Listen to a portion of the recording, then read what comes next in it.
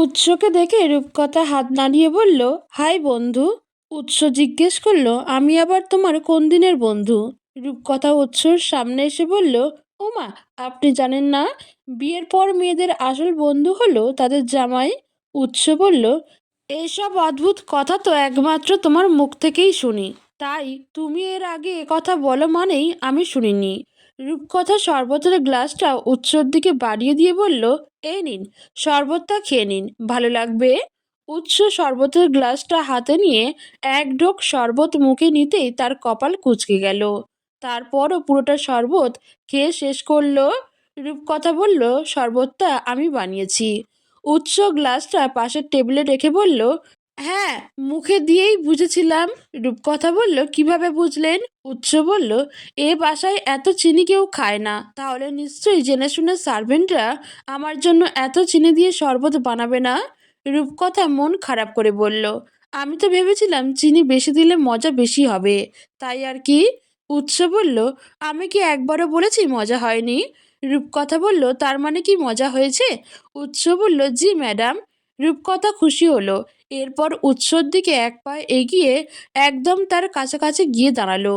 উৎস কিছু বুঝে ওঠার আগেই রূপকথা তার গলার টাইটা ধীরে ধীরে খুলে নিল। এরপর ব্লেজারটা খুলে নিল। শেষে যখন শার্টের বোতাম হাত দিল, তখনই উৎস একটু পিছিয়ে গিয়ে বলল, ইয়া আল্লাহ, কি করছো তুমি? মাথা ঠিক আছে? রূপকথা বলল, কেন দেখতে পারছেন না আপনার সেবা করছি? উৎস বলল, থ্যাংক ইউ সো মাচ, অনেক সেবা করেছেন, আর করা লাগবে না, নিচে যান, আমিও আসছি। আপনি সবসময় এমন করেন। কথাখানি বলেই রূপকথা নিচে চলে গেল। রূপকথা যেতেই উৎস হাঁপ ছেড়ে বাঁচল।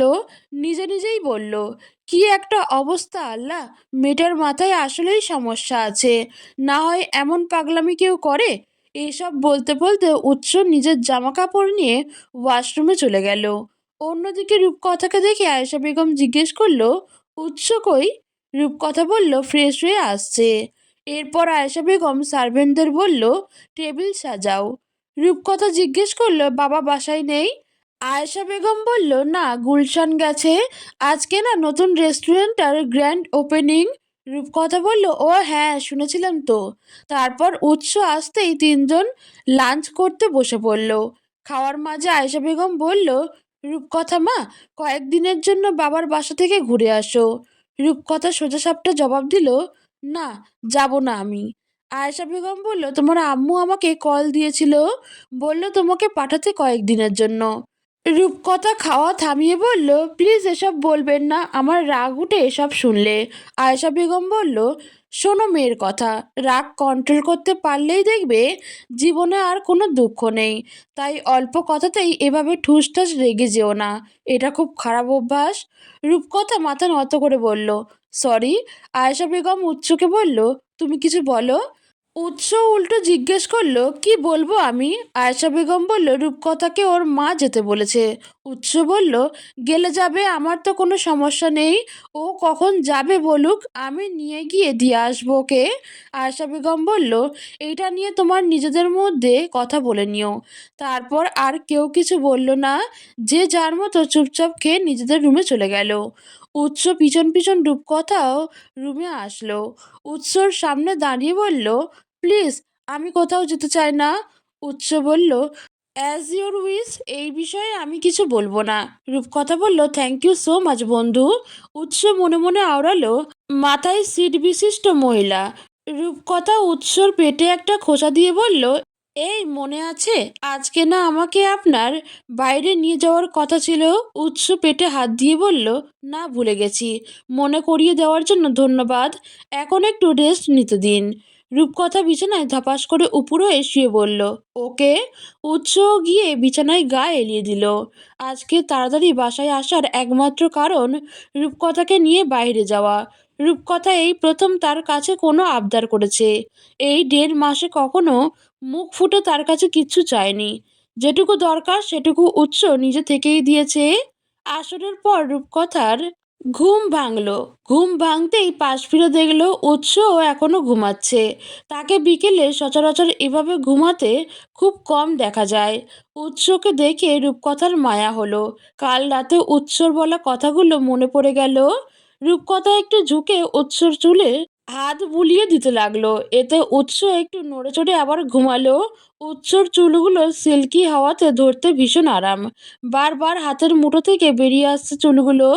মাথায় হাত বুলাতে বুলাতে রূপকথা ইচ্ছে করলো চুলগুলো একটু জোরে টেনে দিতে, কিন্তু না, রূপকথা এমন কিছুই করলো না। কাঁচা ঘুম ভাঙলে উৎসর কষ্ট হবে, মূলত এটা ভেবেই রূপকথা নিজের ইচ্ছাকে দমিয়ে রাখলো। এভাবে কিছুটা সময় অতিবাহিত হওয়ার পর রূপকথা ওয়াশরুমে চলে গেল ফ্রেশ হতে। এরপর ফ্রেশ হয়ে এসে উৎসকে ডাকলো। দুইবার ডাকতেই উৎসর ঘুম ভেঙে গেল। উঠে পাশ থেকে মোবাইলের টাইমটা দেখলো। এরপর রূপকথা জিজ্ঞেস করলো, কখন উঠলে? রূপকথা বলল, উঠে ফ্রেশ হয়ে এসে আপনাকে ডাকলাম। উৎস বলল, ঠিক আছে, রেডি হও। রূপকথা বলল, শাড়ি পরি? উৎস ভ্রুকুচকে জিজ্ঞেস করলো, কেন? রূপকথা বলল, অনেক দিন শাড়ি পরি না, প্লিজ আজকের পরি। উৎস বলল, আচ্ছা। রূপকথা খুশি হলো। উঠে আলমারি থেকে উৎসর জন্য ইস্ত্রি করা সাদা পাঞ্জাবি পায়জামা বের করে বিছানায় রাখলো। এরপর নিজের জন্য একটা নেভি ব্লু কালারের জামদানি শাড়ি বের করলো, সঙ্গে ম্যাচিং 3 কোয়ার্টার ব্লাউজ। এই শাড়িটা রূপকথাকে আয়েশা বেগমের একটা বান্ধবী গিফট করেছিল। আজকেই প্রথম পরবে, এর আগে কখনো পরা হয়নি। উৎস ফ্রেশ হয়ে এসে বিছানায় তাদের দুজনের জামা কাপড় দেখে রূপকথার দিকে তাকালো। বলল, কি শুরু করলে তুমি? মনে তো হচ্ছে কারো বিয়ে খেতে যাচ্ছি। রূপকথা চুলে চিরুনি চালাতে চালাতে বলল, বেশি কথা না বলে তাড়াতাড়ি রেডি হয়ে নিন। উৎস বলল, বউ নিয়ে এত রং ঢং করার বয়স আছে আমার?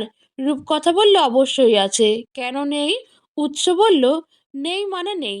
তোমাকে নিয়ে আজকের একটা জায়গায় যাব, যেখানে গেলে সবাই আমাকে দেখে হাসবে, মনে মনে বলবে এই বয়সে এসে ভীমরতি ধরেছে।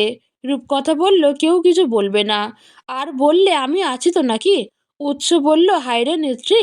রূপকথা বলল, নিন, এবার রেডি হয়ে নিন। উৎস আর কিছু না বলে পাশের রুম থেকে চেঞ্জ করে আসলো। ততক্ষণে রূপকথাও শাড়িটা পরে নিয়েছে। উৎস রুমে আসতেই তাকে দেখে বলল, শাড়ির কুচিগুলো ঠিক করে দিন। উৎস বলল, আমি পারি না এসব। রূপকথা বলল, পারেন না তো কি হয়েছে, এখন থেকে শিখুন, পরবর্তীতে কাজে আসবে। উৎস জানে এই মেয়ের সঙ্গে সে কথাই পারবে না, তাই চুপচাপ রূপকথার সামনে হাঁটু গেড়ে বসে তার কুচিগুলো ধরল। উৎসর কাজ দেখে রূপকথা বলল, এই তো বেশ হচ্ছে। শুধু শুধুই ভাব নিয়ে বললেন পারেন না। উৎস বলল, আমি সত্যিই পারি না, কখনো করেছি নাকি যে পারবো? রূপকথা বলল, হয়তো করেছেন, না হয় এত সুন্দর পারফেক্টভাবে কিভাবে কুচিগুলো ধরেছেন? উৎস কিছু বলল না, চুপচাপ কুচিগুলো ঠিক করে সোফায় গিয়ে বসলো। এরপর বসে বসে রূপকথার কাজকর্ম দেখতে লাগলো। রূপকথা শাড়িটা ঠিক মতো পরে হালকা মেকআপ করে নিল। এরপর গলায় একটা সাদা মুক্তোর মালা পরলো আর কানে সাদা মুক্তোর টপ, যেটা আয়েশা বেগমের আরেকজন বান্ধবী গিফট করেছিল। আয়েশা বেগমের বান্ধবীরা যেদিন তাকে দেখতে এসেছিল, সেদিন সবাই তার জন্য কিছু না কিছু গিফট এনেছিল। সব শেষে চুলগুলো সাজিয়ে স্মৃতি করে এক পাশের চুলগুলো কানের পাশে গুজে দিল, অন্য পাশের চুলগুলো এমনিই ছেড়ে রাখলো। এরপর উৎসকে জিজ্ঞেস করলো, কেমন লাগছে? উৎস একবার উপর থেকে নিচে ভালোভাবে দেখে বলল, হাই হিল পরায় বড় বড় লাগছে। রূপকথা বলল, সুন্দর লাগছে কি না সেটা জানতে চেয়েছি।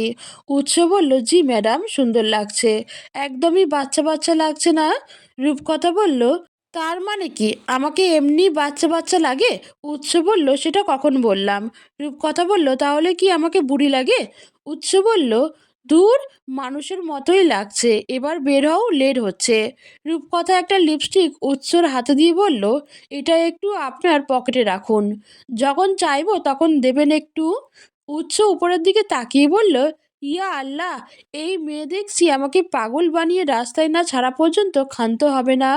রূপকথা বলল, প্লিজ রাখুন না, এমন করছেন কেন? উৎস বলল, পাগল কি তুমি হবে নাকি আমাকে বানাবে? রূপকথা চোখ টিপে বলল, আমি তো আরো আগে থেকেই আপনার জন্য পাগল। রূপকথার চোখ টেপা দেখে উৎস ভীষণ খেপল। বলল, দাও, লিপস্টিক সহ আরো কি কি নিতে চাও সব দাও, পারলে তুমি সহ পকেটে ঢুকে যাও। রূপকথা লিপস্টিকটা উৎসর প্যান্টের পকেটে রেখে বলল, ব্যাস এটাই। উৎস বলল, এসব চোখ টেপাটেপি কার থেকে শিখেছ? রূপকথা হেসে আবারও চোখ টিপল। এরপর আর কিছু না বলে মোবাইলটা হাতে নিয়ে উৎসর সঙ্গে বের হয়ে গেল। উৎস বলল, আমি গাড়ি বের করছি, তুমি আমার রুমে গিয়ে বলে আসো আমরা বাইরে যাচ্ছি। রূপকথা উৎসর কথা মতো আয়েশা বেগমের রুমে চলে গেল। এরপর তাকে বলল, আমি আর আপনার ছেলে বাইরে যাচ্ছি। আয়েশা বেগম দেখে বলল, মাশাল্লাহ, কারো নজর না লাগুক, সাবধানে যাও, ডিনার করে তবেই ফিরো। রূপকথা আয়েশা বেগমের থেকে বিদায় নিয়ে বাসা থেকে বের হলো। এরপর গাড়িতে গিয়ে উৎসর পাশের সিটে বসলো। উৎস নিজেই ড্রাইভ করছে। রূপকথা বলল, একটা গান বাজাই। উৎস বলল, না, গান ভালো লাগে না আমার। রূপকথা বলল, প্লিজ বাজাই না, একদম হালকা সাউন্ডের বাজাবো। উৎস বলল, না বললাম তো। রূপকথা বলল, না আমি বাজাবই। উৎস বলল, তাহলে আমাকে জিজ্ঞেস করছো কেন? রূপকথা বলল, জাস্ট ফর্মালিটি মেনটেন করলাম। এরপর রূপকথা শয়তানি হাসি দিয়ে ফুল সাউন্ডে একটা গান বাজালো। আমি জোয়ান একটা মাইয়া, বুড়ো জামাইয়ের কাছে আমায় বাবাই দিয়েছে বিয়া। রূপকথার বাজানো গান শুনে উৎসর গাড়ি ব্রেক ছাড়া হয়ে গেল। তাড়াতাড়ি গাড়িতে এক পাশে দাঁড় করিয়ে গানটা বন্ধ করে রূপকথার দিকে কটকট দৃষ্টিতে তাকালো। বলল, সামনে পিছনে দুই দিকেই গার্ডদের গাড়ি, তুমি কি আমার মান সম্মান ডুবাবে? রূপকথা অবাক হয়ে বলল, গার্ড কেন? আমরা কি যুদ্ধ করতে যাচ্ছি নাকি? উৎস বলল, এমনিতেও আমার আশেপাশে গার্ড থাকে, তার মধ্যে এখন একটা কোম্পানির সঙ্গে ঝামেলা চলছে, একা পেলেই হয়তো আমার উপর আক্রমণ করতে পারে, তার মধ্যে আবার তোমাকে নিয়ে বের হয়েছি, তাই সব মিলিয়ে গার্ড একটু বাড়িয়ে দিয়েছি। রূপকথা হয়তো ভয় পেল কিছুটা। উৎসর হাত ধরে বলল, তাহলে চলেন বাসায় ফিরে যাই। উৎস বলল, আরে এত ভয় পাচ্ছ কেন? রূপকথা বলল, আচ্ছা, আমার কলেজের আশেপাশেও কি গার্ড থাকে? উৎস একটু থেমে বলল, হয়তো থাকে। তুমি জানো, আমাদের বাড়িটা 24 ঘন্টা গার্ড দ্বারা কড়া নিরাপত্তায় থাকে, বাইরের একটা মশা মাছিও বাউন্ডারি ক্রস করতে পারে না। রূপকথা জিজ্ঞেস করলো, কিন্তু এরা থাকে কোথায়? দেখি না কেন? উৎস বলল, দেখো ঠিকই, কিন্তু চিনতে পারো না। রূপকথা বলল, আমার সত্যিই ভয় করছে, প্লিজ চলেন বাসায় ফিরে যাই। উৎস গাড়ি স্টার্ট দিয়ে রূপকথাকে জিজ্ঞেস করলো, আমাকে বিশ্বাস করো? রূপকথা বলল, অবশ্যই করি, এটা আবার জিজ্ঞেস করার কি আছে? উৎস বলল, তাহলে এত ভয় পাচ্ছ কেন? বিশ্বাস রাখো, নাগের আগায় নিঃশ্বাস যতক্ষণ আছে ততক্ষণ তোমার কোনো ক্ষতি হতে দিব না। রূপকথা আর কিছু বলল না, স্বাভাবিক হয়ে বসলো। উৎস ড্রাইভ করার ফাঁকে বারবার রূপকথাকে দেখছে। মেয়েটা কি সত্যিই আজ আকাশ থেকে নামা কোনো এক নীলপরী মনে হচ্ছে? উৎস না চাইলেও তার চোখ বারবার সেই নীলপরীর দিকেই যাচ্ছে। এর আগে কখনো কোনো মেয়েকে এত গভীরভাবে পরখ করেছে বলে মনে পড়ছে না তার। উৎস রূপকথার হাতের দিকে তাকিয়ে বলল, হাতে কিছু পরনি যে, হাত কেমন খালি খালি লাগছে? রূপকথা বলল, এই শাড়ির সঙ্গে ম্যাচিং কোনো চুড়ি নেই, তাই পরিনি। উৎস বলল, এটার সঙ্গে কি কালারের চুড়ি মিলাবে? রূপকথা বলল, নেভি ব্লু কালার। উৎস বলল, ঠিক আছে, কোনো শপিং মলের সামনে দাঁড়াবো, সেখান থেকে কিনে নিও। রূপকথা বলল, শপিং মল লাগবে না, এই টাইমে অনেকেই রাস্তার পাশে বসে কাঁচের চুড়ি বিক্রি করে, ওদের থেকে নিব। উৎস আর কিছু বলল না। রূপকথা বাইরে তাকিয়ে আছে। উৎস রাস্তার পাশে খেয়াল রাখছে কোথাও চুড়ি বিক্রি হচ্ছে কিনা। রাস্তার পাশে একজন মহিলা চুড়ির ঢালা নিয়ে বসেছে, নানা রকমের চুড়ি আছে তার ঢালায়। উৎস গাড়িটা মহিলার সামনে নিয়ে দাঁড় করালো। এরপর পাশের গ্লাসটা নামিয়ে ঢালা থেকে নেভি ব্লু আর সাদা দুই মুঠো চুড়ি কিনে নিল। রূপকথা অপলক দৃষ্টিতে তাকিয়ে আছে উৎসর দিকে। উৎস চুড়িগুলো রূপকথার হাতে দিয়ে বলল, এগুলো পরে নাও। রূপকথা একটা নেভি ব্লু একটা সাদা এভাবে করেই দুই হাতে চুড়িগুলো পরে নিল। উৎসকে জিজ্ঞেস করলো, কোথায় যাচ্ছি আমরা? উৎস উল্টো জিজ্ঞেস করলো, কোথায় যেতে চাও তুমি? রূপকথা বলল, চলুন রামনা পার্কে যাই। উৎস বলল, ওখানে প্রেমিক প্রেমিকারা যায় প্রেম করতে, আমরা গিয়ে করব? রূপকথা বলল, আমরাও তো প্রেমিক প্রেমিকা। উৎস কিছু বলল না, রূপকথার কথা শুনে নীরবে হাসলো। রাস্তায় তেমন জ্যাম নেই দেখে ভালো লাগছে কিছুটা। স্বস্তিতে ড্রাইভ করতে পারছে না। কিছুক্ষণের মধ্যে তারা রমনা পার্কে পৌঁছে গেল। রূপকথা গাড়ি থেকে নামতেই তার মনটা নেচে উঠল, কারণ সামনেই একটা পিচ্চি মেয়ে বেলি ফুলের গাজরা বিক্রি করছে। রূপকথা উৎসকে বলল, বেলি ফুল কিনে দিন। উৎস পিচ্চি মেয়েটার থেকে 2টা গাজরা নিল। রূপকথা বুঝতে পারল না 2টা কেন। উৎস গাজরা দুটো রূপকথার হাতে দিয়ে বলল, একটা হাতে পড়ো, অন্যটা চুলের একপাশে ছেড়ে দাও। রূপকথা ফুলগুলো হাতে নিয়ে আশেপাশে একবার দেখে নিল। এরপর একটা ছেলেকে ডাকলো। উৎস জিজ্ঞেস করলো, আরে ডাকছো কেন? চিনো নাকি তাকে? রূপকথা উৎসর কথায় পাত্তা দিল না। ছেলেটা আসতেই রূপকথা একটা গাজরা তার দিকে বাড়িয়ে দিয়ে বলল, ভাইয়া, গাজরাটা একটু আমার হাতে পরিয়ে দিতে পারবেন? রূপকথার কথা শুনে ছেলেটা ভ্যাবাচ্যাকা খেলো, হ্যাবলার মতো জিজ্ঞেস করলো, আমি? রূপকথা বলল, জি আপনি। ছেলেটা উৎসর দিকে তাকালো। উৎস ছেলেটাকে বলল, ইয়ে মানে ভাই, আপনি আসতে পারেন। উনি আসলে মজা করছেন আপনার সঙ্গে। উৎসর কথা শুনে ছেলেটা স্বস্তির নিঃশ্বাস ছাড়লো। বলল, ও তাই? আমি তো ভয় পেয়ে গেছিলাম। আচ্ছা ভাই, আসি তাহলে। এ কথা বলে ছেলেটা চলে গেল। ছেলেটা যেতেই উৎস বলল, পার্কে আসতে না আসতেই কি শুরু করলে তুমি? রূপকথা জিজ্ঞেস করলো, কই কি করলাম? উৎস বলল, ছেলেটাকে কেন ডাকলে? রূপকথা বলল, গাজরাটা পরিয়ে দিতে। উৎস বলল, সেটা আমাকে বললে হয় না? রূপকথা এবার ইচ্ছে মতো কথা শোনানোর সুযোগ পেল। বলল, আপনাকে কেন বলবো? আপনার চোখ নেই? আপনি দেখেননি আমার এক হাতে মোবাইল? আপনি জানেন না নিজে নিজে গাজরা পরা যায় না? সব কিছু আমি বলে দিতে হবে কেন? নিজের বুদ্ধি নেই, নিজের আক্কেল নেই। উৎস আর বলতে দিল না রূপকথাকে। তাড়াতাড়ি মুখ চেপে ধরে বলল, হয়েছে, চুপ করো, দাও আমি পরিয়ে দিচ্ছি। রূপকথা বলল, লাগবে না। উৎস রূপকথার হাত থেকে গাজরাগুলো নিয়ে নিল। এরপর চুলের পাশে কালো ক্লিপ দিয়ে একটা গাজরা লাগিয়ে দিল। উৎস গাজরাটা চুলে আটকানোর সময় রূপকথা কিছু সেলফি তুলে নিল। উৎস জিজ্ঞেস করলো, কোন হাতে পড়বে? রূপকথা মোবাইলটা উৎসর পকেটে রেখে বাম হাতের চুড়িগুলোর সঙ্গে ডান হাতে পড়ল। এরপর মোবাইলটা নিয়ে ক্যামেরা অন করে উৎসর দিকে বাম হাতটা বাড়িয়ে দিল। উৎস সুন্দর করে রূপকথার হাতে গাজরাটা পরিয়ে দিল। রূপকথা বলল, এখন থেকে এভাবে নিজের আক্কেল খাটিয়ে কাজ করতে শিখুন, না হলে রাস্তাঘাটের ছেলেদের থেকে হেল্প নিতে হবে আমায়। উৎস বলল, হয়েছে, এবার ভেতরে চলো। এরপর দুজন পুরো পার্কটা ঘুরে দেখতে লাগলো। ঢাকার মধ্যে থেকেও রূপকথা কখনো রমনা পার্কে আসেনি। আজই প্রথম এলো। তার কাছে সব কিছুই নতুন, সব কিছুই সুন্দর। তাই যা দেখছে তাই ক্যামেরাবন্দি করছে। মাঝে মধ্যে উৎসকে নিয়ে সেলফিও তুলছে। উৎসের ইচ্ছার বিরুদ্ধে গিয়ে রূপকথার পাগলামিতে সামিল হতে হচ্ছে, কারণ তার এসব ছবি তোলা মোটেও পছন্দ না। দুজন হাঁটতে হাঁটতে একটা সুন্দর জায়গায় গিয়ে দাঁড়ালো। রূপকথা বলল, এত সুন্দর করে শাড়ি পরে এসেছি, কিছু ছবি তুলে দেন। উৎস বলল, ঠিক আছে, দাঁড়াও তুলে দিচ্ছি। এরপর উৎস নিজের ফোনে রূপকথার অনেকগুলো সুন্দর সুন্দর ছবি তুলে দিল। সচরাচর কারো তোলা ছবি রূপকথার পছন্দ হয় না, কিন্তু আজকের সব ছবি ওর ভালো লেগেছে। নিজের ছবি তোলা শেষ হতেই উৎসকে বলল, দাঁড়ান, এবার আপনার ছবি তুলে দেই। উৎস বলল, না, আমি ছবি তুলি না। রূপকথা বলল, না, আপনাকে ছবি তুলতেই হবে। উৎস বলল, বললাম তো তুলব না। রূপকথা বলল, তুলতেই হবে। বলেছি মানেই তুলতে হবে। রূপকথা উৎসকে জোর করে দাঁড় করিয়ে সুন্দর সুন্দর কিছু ছবি তুলে দিল। উৎস বলল, হয়েছে, এবার চলো বাকিটা ঘুরে দেখি। রূপকথা বলল, আরে দাঁড়ান, আমাদের দুজনের কিছু ছবি তুলি। উৎস জিজ্ঞেস করলো, কে তুলে দেবে? রূপকথা একটা মেয়েকে বলল, এক্সকিউজ মি আপু। মেয়েটা বলল, আমাকে বলছেন? রূপকথা বলল, জি আপু, আপনাকেই। একটু হেল্প করবেন? মেয়েটা বলল, কি হেল্প আপু?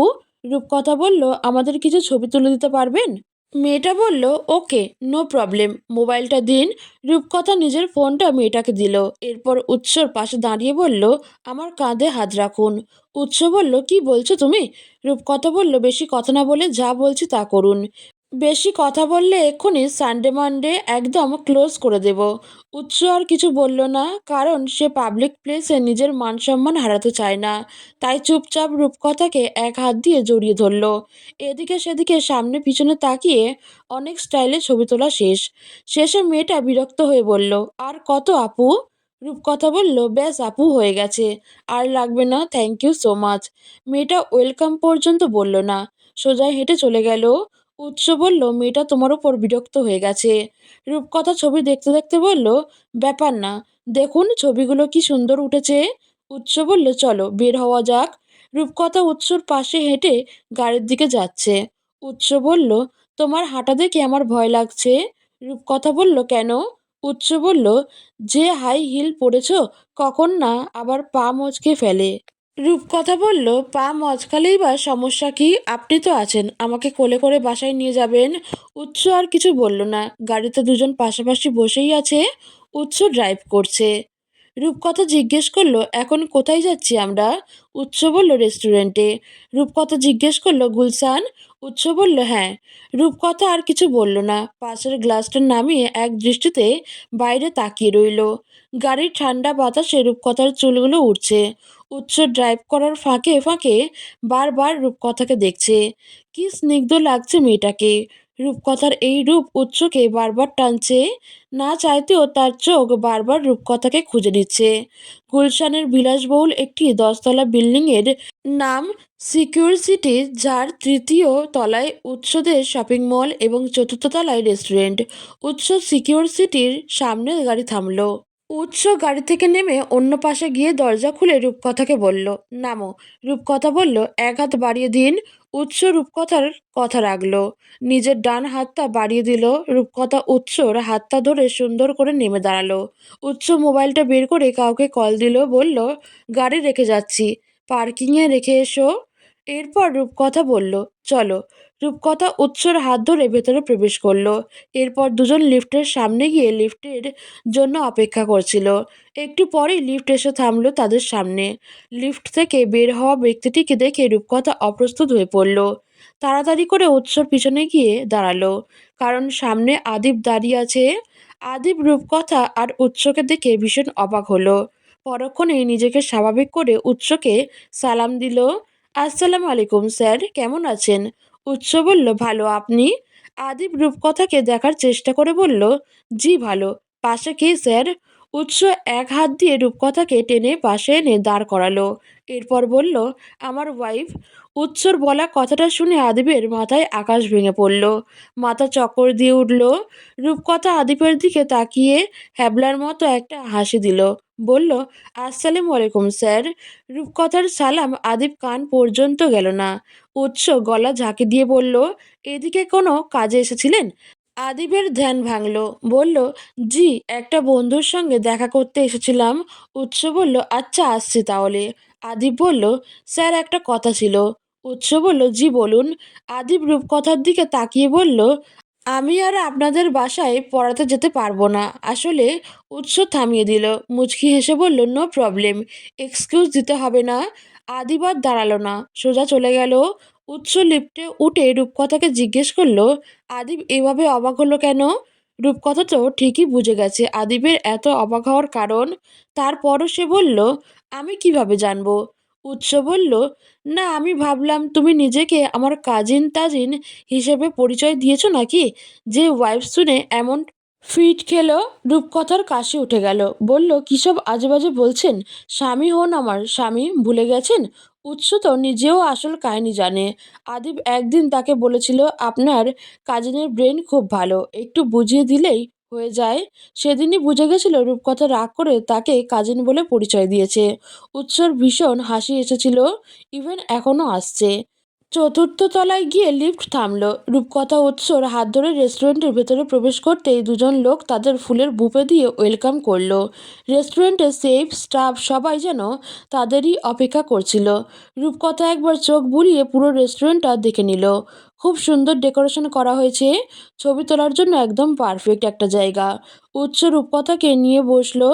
এরপর ম্যানেজার এসে হাতে মেনু দিয়ে বলল, স্যার। উৎস রূপকথাকে দেখিয়ে বলল, মেনুটা আপনাদের ম্যাডামকে দিন। এত সুন্দর করে বলায় রূপকথা খানিক লজ্জা পেল, আবার খুশিও হলো। বলল, আপনি দিন। উৎস নিজের পছন্দ মতো নানা রকমের খাবার অর্ডার দিল। রূপকথা বসে বসে সেলফি তুলছে। উৎস বসে বসে তার কাণ্ড কারখানা দেখছে। রূপকথা কিছুক্ষণ নিজে নিজে সেলফি তোলার পর বলল, এই আমাকে কিছু ছবি তুলে দিন। উৎস বলল, সারাদিন শুধু ছবি আর ছবি, এত ছবি দিয়ে করবেটা কি? রূপকথা বলল, আপনি ছবি তুলে দিবেন নাকি আমি অন্য স্টাফকে ডাকবো? উৎস তাড়াতাড়ি মানসম্মান থাকতে মোবাইলটা বের করে বলল, পোজ দাও। রূপকথা একের পর এক স্টাইল করে ছবি তুলছে। উৎস বিরক্তি হচ্ছে ঠিকই, তবে সেটা প্রকাশ করছে না। রেস্টুরেন্টের ম্যানেজার উৎসদের পূর্ব পরিচিত। উৎসর আর রূপকথার বিয়ের খবরটা প্রথমে তেমন কেউ না জানলেও এখন ধীরে ধীরে সবাই জানছে এবং অবস্থান নিচ্ছে। ম্যানেজার রূপকথা আর উৎসকে দেখে মনে মনে বলল, আগে শুনেছি বিয়ে শাদী করবে না, ওমা এখন দেখছি বিয়ে করে বুড়ো বয়সে ভীমরতি ধরেছে।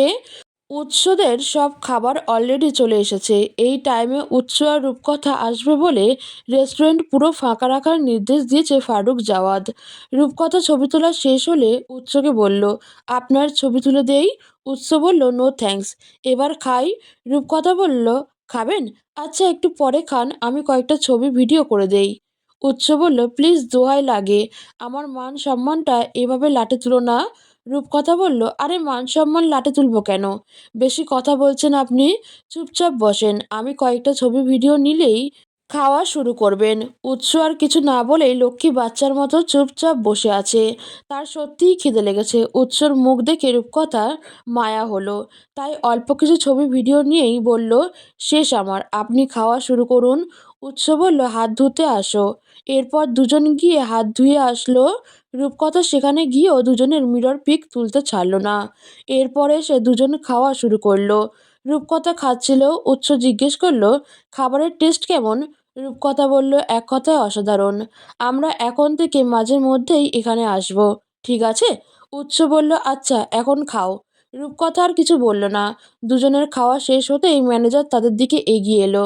রূপকথাকে জিজ্ঞেস করলো, ম্যাম খাবারের টেস্ট কেমন ছিল? রূপকথা হেসে বলল, জি ভালো ছিল। এরপর দুজন রেস্টুরেন্ট থেকে বের হলো। রূপকথা বলল, গুলশানের সুগার মাম্মিরা নাকি কচি পোলা দেখলেই খপ করে ধরে ফেলে। উৎস ভ্রু কুঁচকে বলল, কী সব আজগুবি বলছো? রূপকথা বলল, আমি শুনেছি, তাই প্লিজ আমার আঁচল ধরে হাঁটুন। উৎস বলল, আমি কি তোমার শোনা কথার সেই কচি পোলা? রূপকথা হেসে বলল, তা নয়তো কি। কথা বলতে বলতে তারা তৃতীয় তলার শপিং মলে চলে এলো। রূপকথা বলল, শপিং মলে কেন আসলাম আমরা? উৎস বলল, তুমি শপিং করবে বলে। রূপকথা জিজ্ঞেস করলো, শপিং মলটা কি আপনাদের? উৎস বলল, হ্যাঁ, এখন যাও, যা যা পছন্দ হয় কিনে নাও। উৎস একজন মহিলা স্টাফকে ডেকে বলল, উনাকে নিয়ে যান, যা যা পছন্দ হয় প্যাক করে দিবেন। স্টাফটা বলল, অবশ্যই স্যার। ম্যাম প্লিজ আসুন আমার সঙ্গে। রূপকথা উৎসকে ফিসফিস করে বলল, প্লিজ আপনিও আসুন। উৎস বলল, আমি গিয়ে কি করব? রূপকথা বলল, আমার জামা কাপড় পছন্দ করে দিবেন। উৎস আর কথা না বাড়িয়ে রূপকথার সঙ্গে গেল।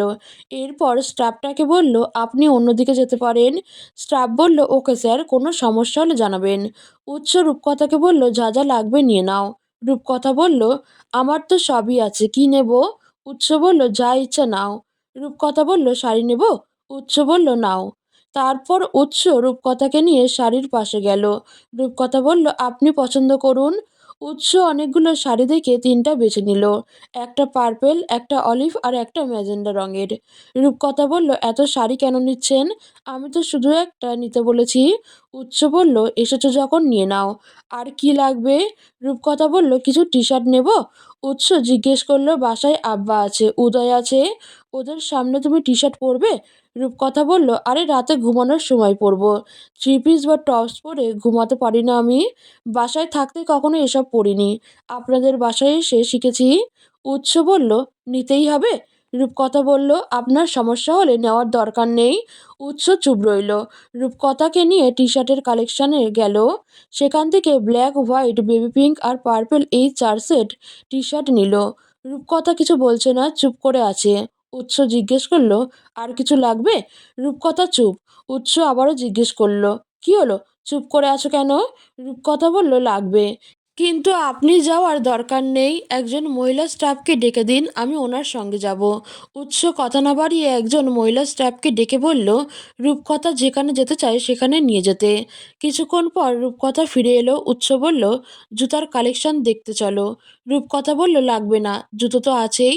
উৎস বলল, এসেছো যখন নিয়ে নাও, আর কিছু ভালো থ্রি পিস নাও। রূপকথা বলল, এত কিছু দিয়ে কি করব? আর কিছু লাগবে না, চলেন বের হই। উৎস শুনল না, নিজের পছন্দ মতো কয়েকটা ভালো ভালো থ্রি পিস বেছে নিল। তারপর জুতোর কালেকশনে গিয়ে একজোড়া ফ্ল্যাট আর একজোড়া সাদা স্নিকার্স নিল। রূপকথা বলল, আর কিছু লাগবে না, প্লিজ এবার বের হয়ে চলেন। উৎস কাউন্টারে গিয়ে বলল, সবগুলো শপিং ব্যাগ বাসায় পাঠিয়ে দিন। আর যে শাড়ি পাঞ্জাবিগুলো রেডি রাখতে বলেছিলাম সেগুলো রেডি আছে তো? কাউন্টারের স্টাফটা বলল, জি স্যার। উৎস বলল, ঠিক আছে, একজনকে পাঠাচ্ছি, শাড়ি পাঞ্জাবিগুলো তার কাছে দিয়ে দিবেন। স্টাফটা বলল, ওকে স্যার। উৎস আর না দাঁড়িয়ে রূপকথাকে নিয়ে শপিং মল থেকে বেরিয়ে লিফটে উঠে নিচে চলে গেল। এরপর গাড়িতে উঠে গেল একটা বিশেষ জায়গায় যাওয়ার উদ্দেশ্যে। রূপকথা উৎসকে বলল, আমার লিপস্টিকটা দিন। উৎস সামনেই রেখেছিল লিপস্টিকটা, রূপকথা চাওয়াই দিয়ে দিল। রূপকথা লিপস্টিকটা ঠোঁটে মেখে জিজ্ঞেস করলো, এখন কোথায় যাচ্ছি আমরা? উৎস বলল, সারপ্রাইজ, গেলেই দেখতে পারবেন। রূপকথা আর কিছু জিজ্ঞেস করলো না, চুপচাপ বাইরের দিকে তাকিয়ে বসে রইল।